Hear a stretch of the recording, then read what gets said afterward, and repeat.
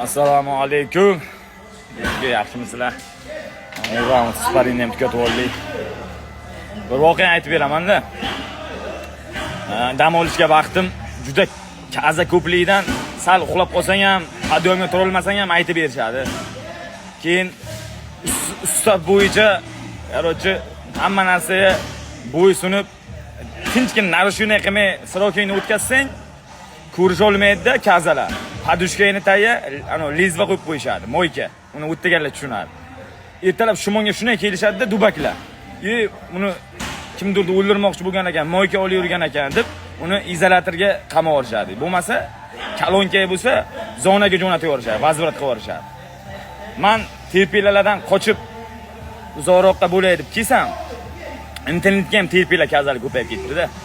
Uni normal mujiklar tushunadi. Kim qanaqa, nima, chochimi, inshaalloh glazmagizga gaplashamiz.